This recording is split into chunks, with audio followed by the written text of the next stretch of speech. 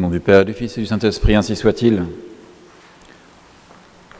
Chers fidèles, quelques mots pour tout simplement débuter notre sainte quarantaine, puisque l'Église nous fait la grâce de nous donner aujourd'hui non seulement une messe, mais un sacramental supplémentaire pour marquer ce point de départ de ce temps béni qui nous mène jusqu'à Pâques. Nous avons été créés par Dieu de la poussière.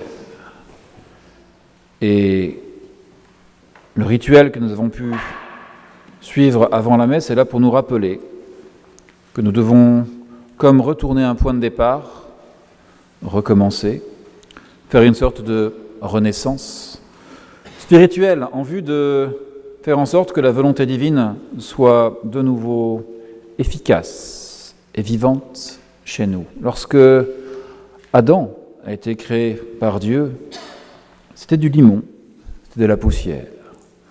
Mais Dieu y a introduit son souffle vivant.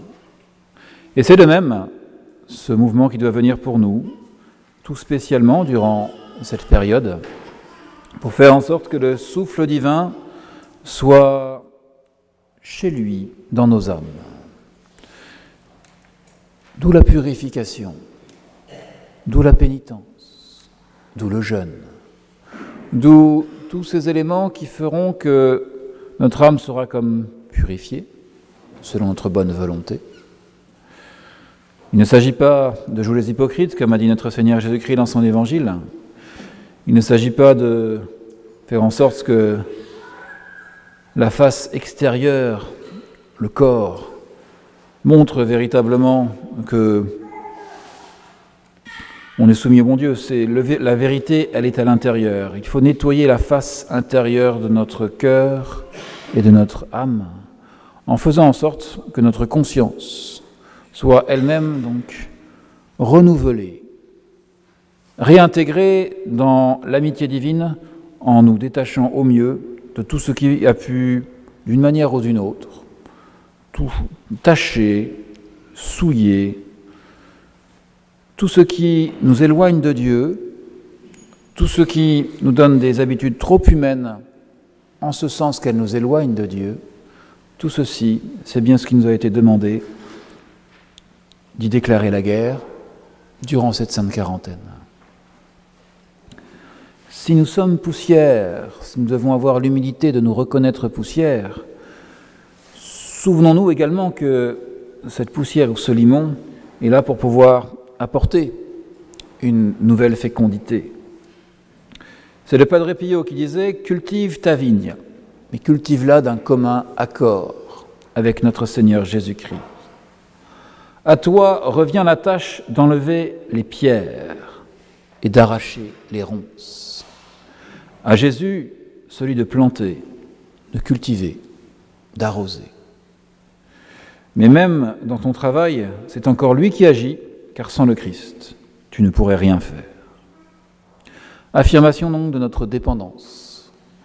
Recherche de ce travail qui nous est proposé, enlever les pierres, arracher les ronces.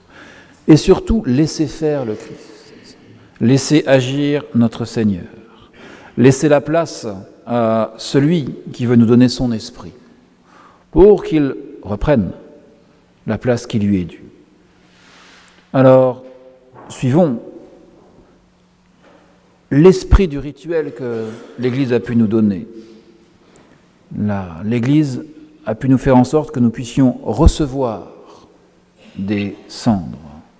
Non seulement nous sommes cendres, mais nous pouvons la recevoir à nouveau. Nous avons une bénédiction qui est accompagnée de tous ces signes extérieurs par ce sacramental qui nous est donné. À nous de profiter de ces grâces au mieux, d'accompagner Jésus-Christ dans le mouvement qu'il veut faire pour nos âmes, d'arracher, de remettre en ordre, de laisser le Christ harmoniser et revivifier, de faire en sorte qu'avec ce sacramental et qu'avec le sacrement des sacrements, avec l'hostie, avec l'Eucharistie qui nous est proposée, nous puissions redevenir des serviteurs de notre Seigneur Jésus-Christ, dans cet esprit de pitié qui est demandé. Ce sont les premières paroles qu'on avait dans cette messe, Miserere. Nous demandons miséricorde au Seigneur. Va-t-il se laisser toucher?